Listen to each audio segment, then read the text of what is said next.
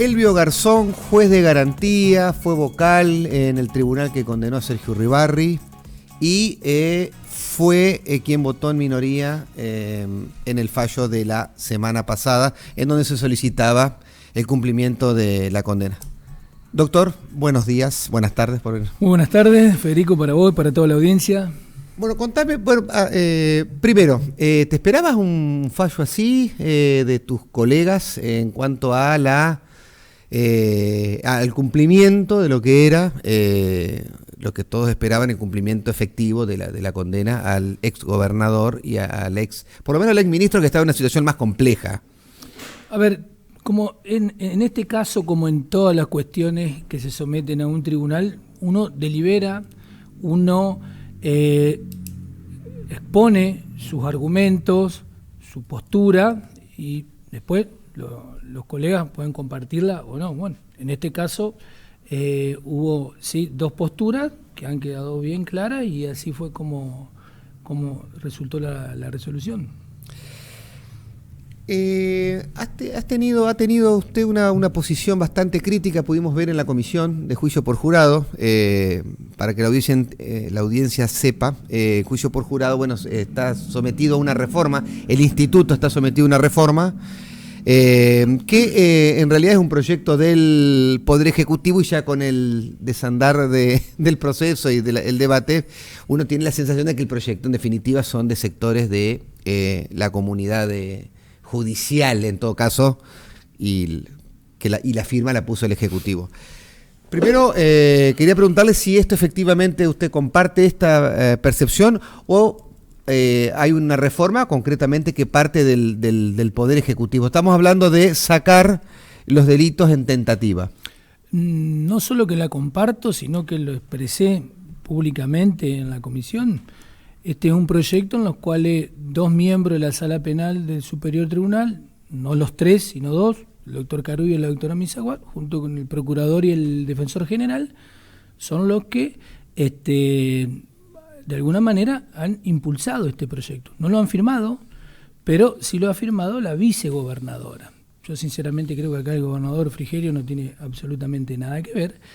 Y bueno, ellos seguramente con el secretario de Justicia, el doctor Acevedo Miño, han sido la vía por donde se ha canalizado este proyecto. Que le quiero hacer una corrección, si usted me lo permite, Federico, sí. Porque no solamente la tentativa estaría quitando la competencia del juicio por jurado, sino los delitos de abuso sexual. ¿Por qué? Claro, sí. Porque la ley vigente establece que serán sometidos bajo juicio por jurado aquellos delitos cuya pena en su máximo y en abstracto tengan de 20 años o más.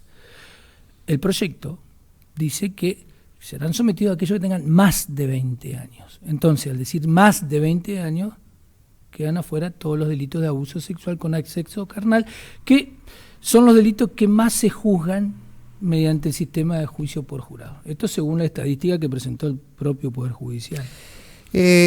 Ponías nombres propios a quienes están, si se quiere, a favor de esta reforma, lo cual llama la atención, porque cuando uno repasa las crónicas de cuando se debatió o se implementó el juicio por jurado, uno podía advertir cierta unanimidad. En comisión usted marcaba que en ese caso García había sido honesto en haber dicho que estaba en contra del minuto 1. Fue el único que públicamente y de frente dijo que él estaba en contra de este sistema de enjuiciamiento penal. ¿Qué pasó en los otros casos?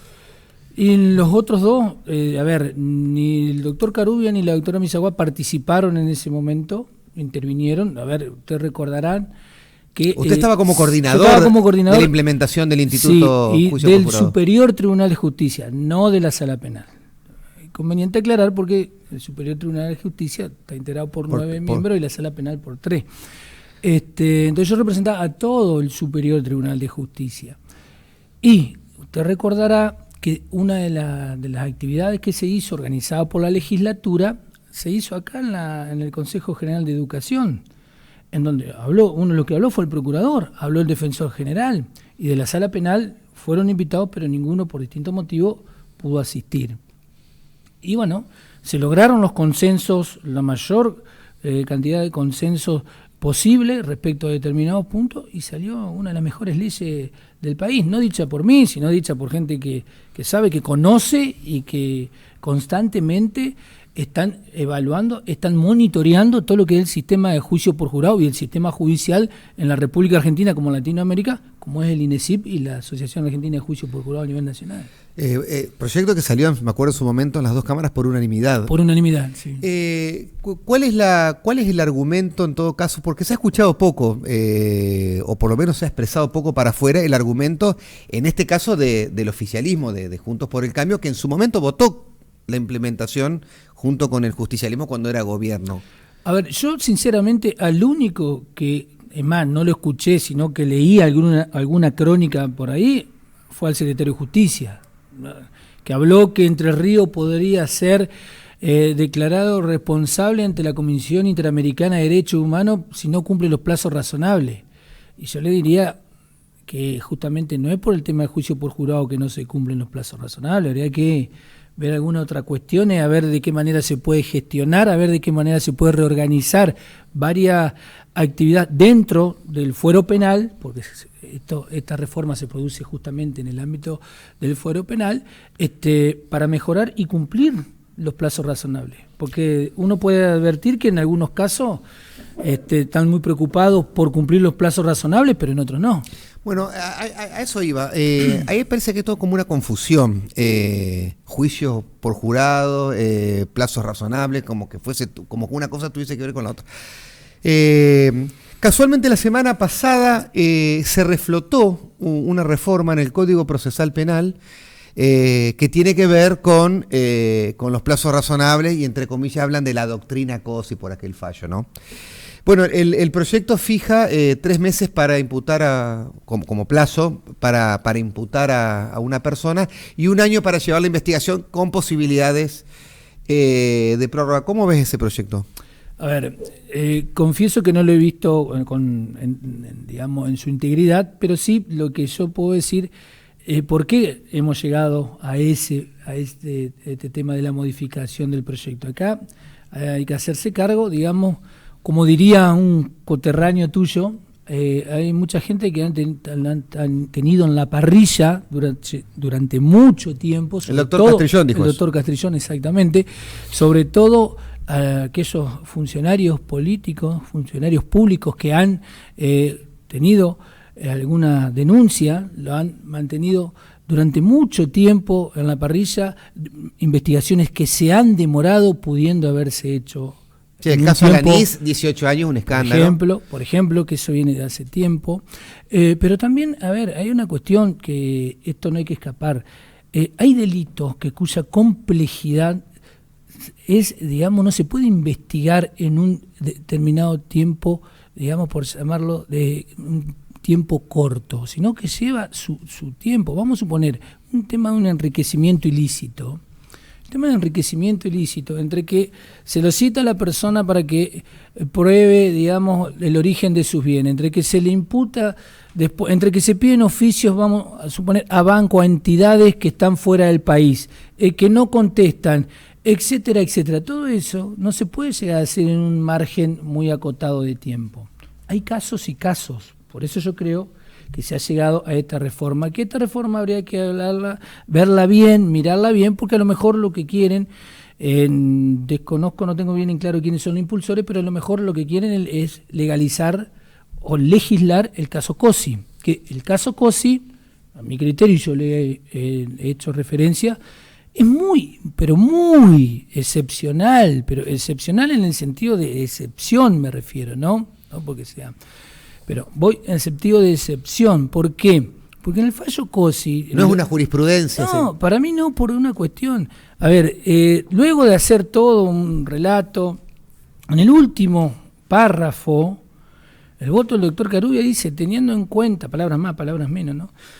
que ya no existe más prueba para producir y de esa manera poder decidir si se remite a juicio o no, no tiene nada más para producir, ahí sí ya no se tiene que aplicar el artículo 5, el inciso 5 del artículo 397, que es una cosa, pero en la mayoría de los otros casos que se ha invocado, yo por ejemplo, Usted recordará que en la causa Uribarri Cardona Herrero, interviniendo como tribunal de apelación, revoqué el sobreseimiento que había dictado el juez de garantía en base justamente a esta doctrina de Cosi. Pero, a ver, en este caso de Cardona Herrero y Uribarri, en su momento ya se había terminado, se había concluido la IPP, la Fiscalía estaba por presentar la remisión a juicio y además la defensa estaba constantemente pidiendo medidas. Es más, quedaban por producirse unas declaraciones de imputados, de 2 o 3 imputados de la defensa, por ejemplo, de Ulrich, si no me equivoco, y de Cardona Herrero. Entonces, son diferentes las situaciones. En este caso, no había más prueba que producir y el fiscal no había llegado a una conclusión si se llevaba a juicio o no. En este otro ya se estaba produciendo todas las evidencias y ya se estaba por requerir la remisión de la causa a juicio, que es la que se está haciendo ahora. Cuando uno una vez un funcionario judicial me comentaba que los periodistas siempre ponen el ojo o creen que las únicas causas de interés público o son las que tienen que ver con la corrupción, con funcionarios públicos, como que ese fuese todo el campo en el cual opera el sistema penal. Lo cierto es que las reformas que se hacen al Código Procesal Penal siempre terminan dando vuelta sobre causas de corrupción. Entonces la pregunta es, además de esta reforma que ahora se reflota de los plazos razonables, ¿cree usted que hay reformas más urgentes? O sea, lo ubico en el lugar de, si se quiere, ministro de Justicia, diciendo al gobernador, mire, esto es más importante que una reforma de plazos razonables.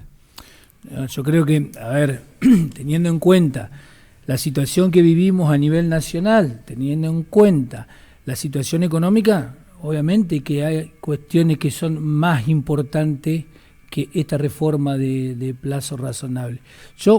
Y en este tema, yo, por ejemplo, lo que diría, volviendo al tema de la ley de juicio por jurado, yo le diría al gobernador, bueno, ya que si quieren modificar la ley de juicio por jurado, ¿por qué no ampliamos la competencia en vez de disminuirla y ponemos los delitos contra la administración pública, los delitos de corrupción, para que sean juzgados por un jurado popular?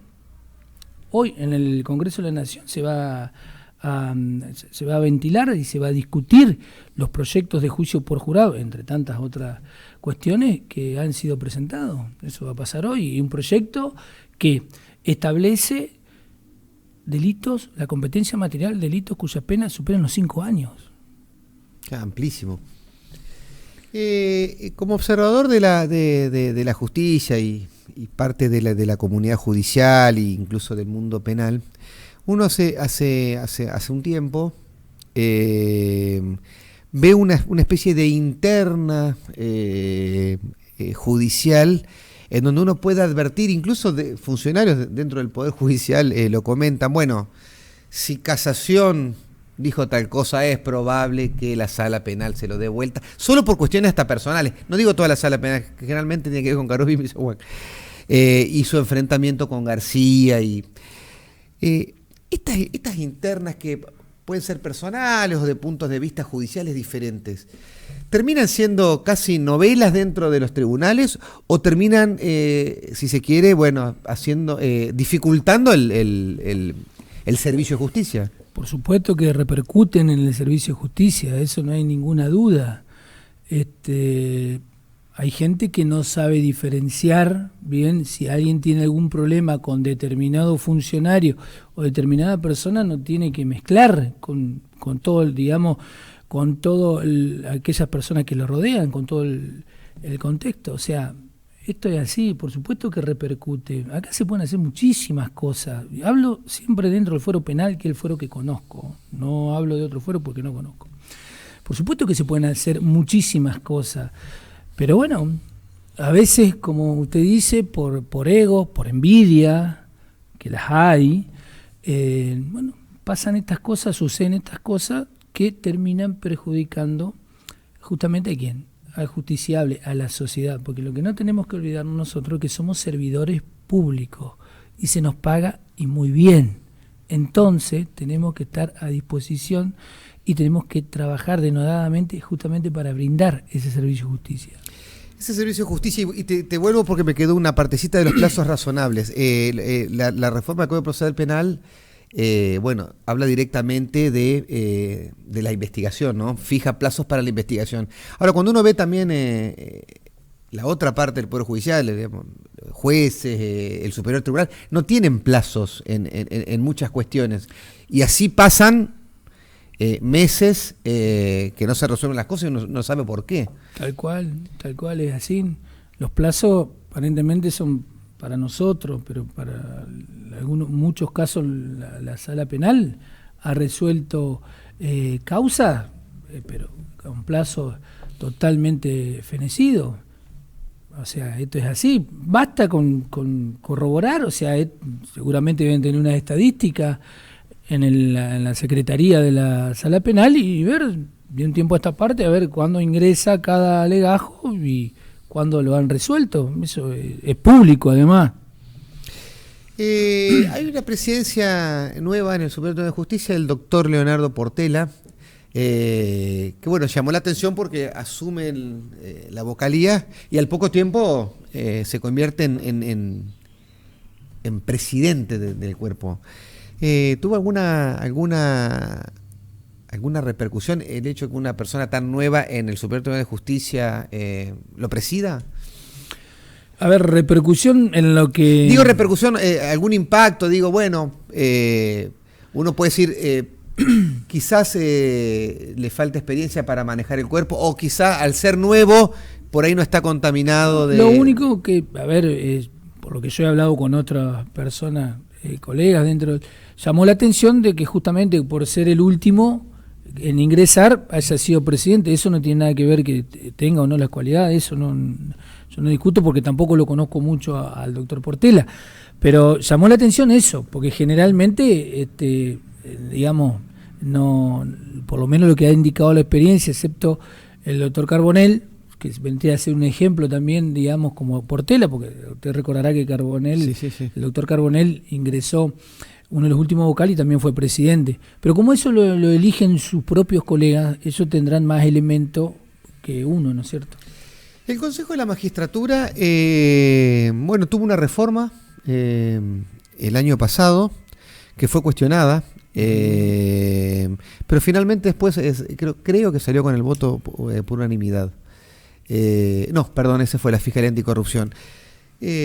¿Cómo evalúas el funcionamiento del Consejo de la Magistratura, que aparece siempre con críticas y uno no se sabe bien si las demoras están en el Consejo de la Magistratura o en las otras partes del proceso? Puede ser en el Senado o puede ser el Poder Ejecutivo, que es quien envía el pliego a la legislatura. Primera cuestión, yo creo que la demora podría parte de la base de que cuando queda un cargo vacante no se comunica enseguida. Eterno problema. Primera cuestión. Años sin comunicar el cargo de los fiscales que han rendido el año pasado, ¿cuánto hace que estaban vacantes? Por ejemplo, defensores, lo mismo. Ahora, sin ir más lejos, el cargo de casación penal, tras la jubilación del doctor Perotti. Yo desconozco si fue comunicado o no, pero no han llamado a concurso, por ejemplo. Eso por un lado. Por otro lado, también el tema de todo lo que hace a la presentación, al tema de la corrección de antecedentes, impugnaciones y todo lo que se demora también para poder llegar a efectuar la prueba de oposición. Son plazos muy extensos a mi criterio, ni hablar la corrección. Son plazos muy, muy extensos que también perjudican a todos los postulantes, primero, sea aquellos que trabajamos dentro del Poder Judicial como aquellos que están fuera del Poder Judicial. Y es más, le diría, perjudica más a los que están afuera, porque aquel abogado que ejerce la profesión, aquel abogado que tiene que atender su estudio, aquel abogado que está haciendo recursos de casación, que tiene audiencia, que tiene debate, tiene que organizarse de otra manera para poder ir a rendir a un concurso, porque tiene tanto derecho como uno que está dentro para ingresar a la justicia. Y bueno, yo creo que también se ven perjudicados. Y respecto al funcionamiento, A ver, no puedo hablar del actual porque no podría decirlo, pero la gestión anterior, sí. De hecho yo tuve que presentar varios escritos, en plena pandemia, querían hacer un concurso sin interesar la situación justamente de pandemia. Tuvimos que presentar con una colega informe, una presentación a la Secretaría de Salud para que realmente emita opinión al respecto. Estamos en pleno COVID. En plena pandemia. Es más, yo creo que se suspendió, Dios lo tenga en la gloria, pero el doctor Río tuvo que presentar un amparo a sus hijos para poder suspender un concurso.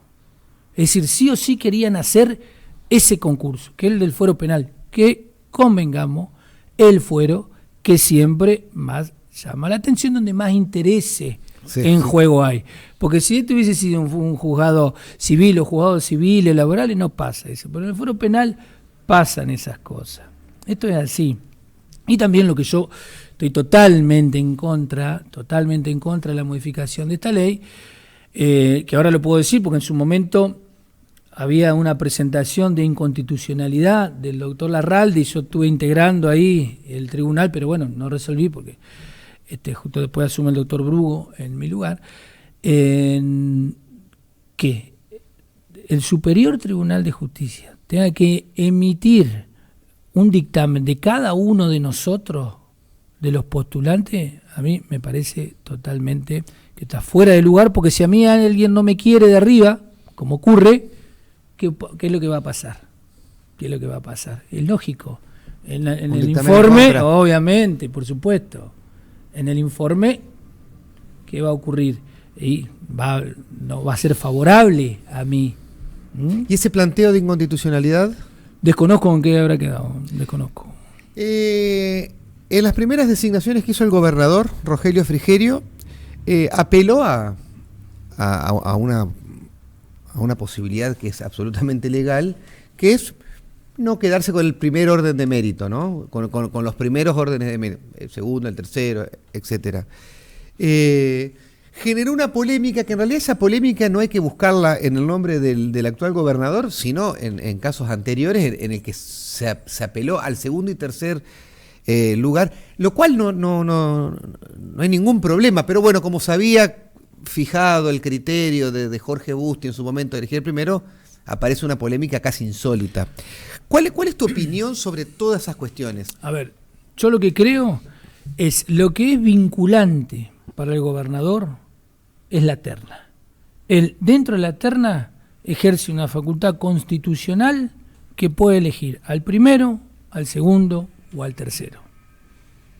¿Qué es lo que sí yo creo que me parece que podría hacer? Es fundamental, a lo mejor, por qué no elige al primero y si al tercero, o por qué no elige al primero y si al segundo. Pero él ejerce una facultad constitucional, cualquier gobernador me refiero, porque así lo vinculante es la terna. La terna. De la terna él puede elegir a quien crea. A ver, porque vamos a partir de una base, Federico. Todo lo que integran la terna son idóneos. Eso no se discute, no hay discusión alguna, ¿no? Hay que ver si hay que tener en cuenta perfiles, etcétera, etcétera. Es decir, hay varias cuestiones a tener en cuenta mientras esté dentro de la terna. Esa es mi postura. Lo que pasa que Jorge Busti, el exgobernador, fue el único que públicamente se comprometió y dijo que siempre iba a designar al primer postulante. El resto no, pero eso no implica que hayan violado la Constitución, para nada. Doctor Garzón, muchas gracias. Muchas gracias por la invitación.